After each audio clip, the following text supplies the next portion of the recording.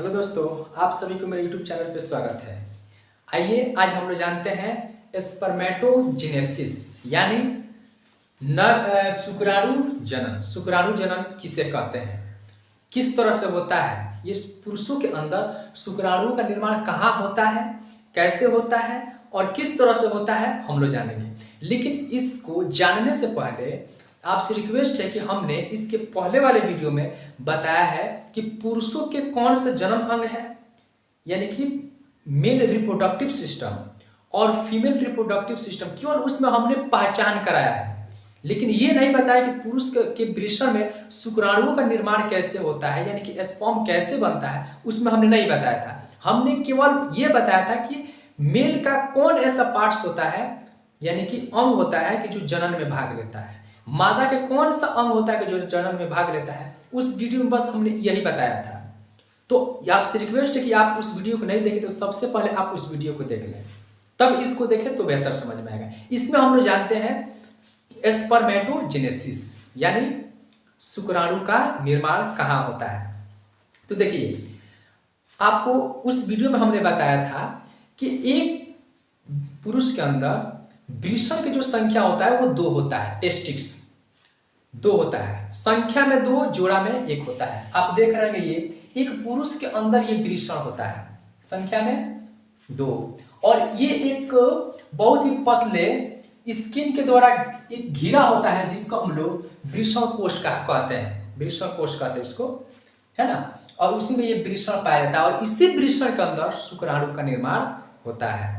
तो देखिए, एक पुरुष के अंदर वृषण की संख्या 2 और ये दोनों जो बाहरी गुहा में पाया जाता है, ये दोनों जंघाओं के बीच में ये बाहरी गुहा में पाया जाता है और ये पुरुष का शरीर का बाहर ये पाया जाता है, क्योंकि हमारे जो भी पुरुष होता है उसके शरीर के जो टेम्परेचर होता है उसके टेम्परेचर से इस वृषण का टेम्परेचर 2 से 3 डिग्री सेल्सियस कम होता है, क्योंकि शुक्राणु बनाने के लिए शरीर के टेम्परेचर से 2 से 3 डिग्री सेल्सियस टेम्परेचर कम चाहिए, इसलिए ये शरीर से बाहर होता है। अब देखिए, तो अब हम यहाँ पे जानते हैं कि ये शुक्राणु जनन को जानने से पहले हमने ये इसके पहले वाले वीडियो में बताया था कि ये वृषण जो होता है ना, ये नर का जन्म अंग होता है, ये पुरुष का ये मेल रिप्रोडक्टिव सिस्टम है और ये वृषण है, शुक्रवाहिका है, शुक्राशय है, अधिवृषण और शीशन है। तो यहाँ पे हम आपको बता दें कि जो वृषण होता है ना, इस वृषण को प्राथमिक जनन, पुरुष का प्राथमिक जनन अंग कहते हैं। ये बहुत बार क्वेश्चन पूछा है कि पुरुष के प्राथमिक जनन अंग का नाम बताइए, तो पुरुष के प्राथमिक जनन अंग का नाम जो है वो वृषण है। क्यों प्राथमिक जनन अंग इसको क्यों बोलते हैं? क्योंकि शुक्राणुओं का निर्माण इसी में होता है। जिस पुरुष के वृषण में यदि शुक्राणु का निर्माण यानी स्पर्म का निर्माण नहीं होता है तो पुरुष जो होता है वो बाह्य हो जाता है। बाह्य माने बाझपन, वो बाप कभी नहीं बन सकता। यानी कि एक पुरुष को में ये स्पर्म का बनना बहुत ही जरूरी होता है, तो इसलिए इसको प्राथमिक जनन अंग कहा जाता है, प्राइमरी रिप्रोडक्टिव ऑर्गन्स इसको कहा जाता है। याद रहेगा आपको। और ये भी नर जनन अंग में ही आता है, लेकिन इसको सहायक नर अंग कहा जाता है क्योंकि ये जनन में सहायता करता है। ये कैसे काम करता है हम इसके आगे डिस्कस करेंगे, लेकिन बस इतना आपको याद रखना है कि वृषण को प्राथमिक जनन अंग कहते हैं। क्यों? क्योंकि इसी में शुक्राणु का निर्माण होता है। ठीक, अच्छा। और सहायक ऑर्गन्स में कौन कौन आएगा, सहायक अंग में कौन कौन आएगा? तो शुक्रवाहिका, शुक्राशय, अधिवृषण और शीशन, ये सब है सहायक अंग कहलाता है। ठीक है। तो एक पुरुष के में वृषण की संख्या कितना होता है? 2 होता है। ठीक, इसमें से एक वृषण का यहाँ पे हम डायग्राम बना रहे हैं। ठीक ना, एक वृषण का ये पूरा यहाँ पे डायग्राम हमने बनाया है और यहाँ पे आपको बता दूं कि एक वृषण में लगभग ऐसे कुछ चेम्बर्स होते हैं जिसको हम लोग वृषण पिंडक या वृषण पालिका के नाम से भी इसको जानते हैं, जिसको इंग्लिश में टेस्टिकुलर लोब्यूल्स कहा जाता है इसको।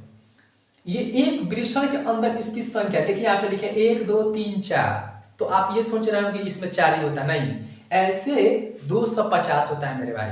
कितना होता है? 250 होता है। आपको याद रखना है, जगह नहीं है, हम तो 4 ही बनाएंगे ना, यहाँ पे जगह नहीं है, लेकिन ऐसे ऐसे कितना होता है? पूरा 250 वृषण पालिका पाई जाती है।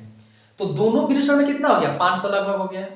शायद बिल्कुल सही बात है ये कि एक वृषण के अंदर जब 250 वृषण पालिका, तो दोनों में कितना हो गया, 500 हो जाएगा। अच्छा, तो ये ऐसे होता है, ये इसको क्या बोलते हैं हम लोग, वृषण पालिका या वृषण पिंडक या टेस्टिकुलर लिबिडिस को कहा जाता है।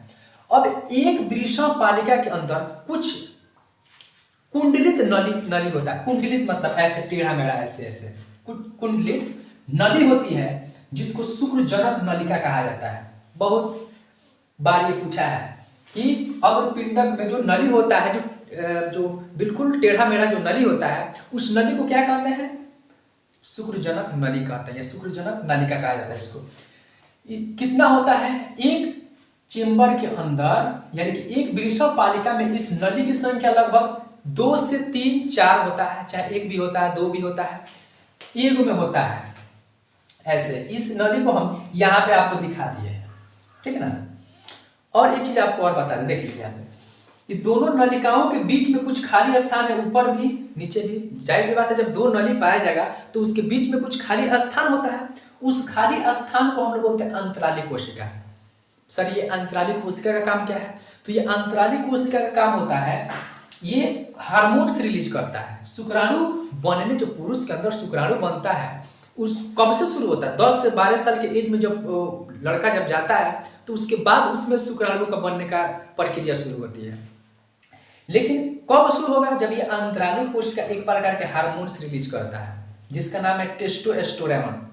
ये टेस्टोस्टेरोन जो हार्मोन्स होता है, जब ये हार्मोन्स जब पुरुष के अंदर जो वृषण में जब रिलीज होने लगता है, जब तब जाकर शुक्राणु बनने का प्रोसेस जो होता है ना, वो कंटिन्यू जारी रहता है। ये 10 से 12 साल में शुरू होगा और लगभग ये 50-55 तक लगातार ये कंटिन्यूअस जारी रहता है।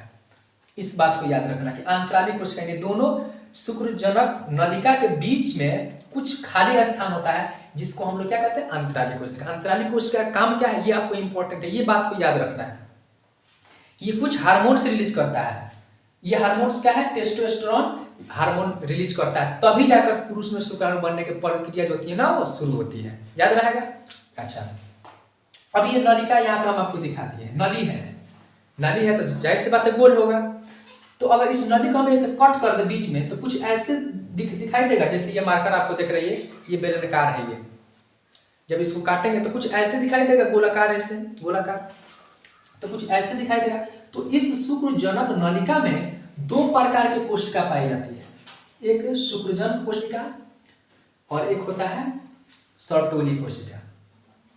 अब ये शुक्रजन कोशिका, यही यहाँ पे ये आपको याद रखना है कि शुक्रजन कोशिका का काम होता है, यही शुक्राणु बनाने का काम करता है, यही शुक्राणु बनाएगा। तो सर फिर ये सर्टोली कोशिका का काम होता है, जब ये शुक्राणु बनेगा तो इसको ऊर्जा चाहिए। कोई भी काम है, कोई भी काम करने के लिए ऊर्जा की जरूरत पड़ती है।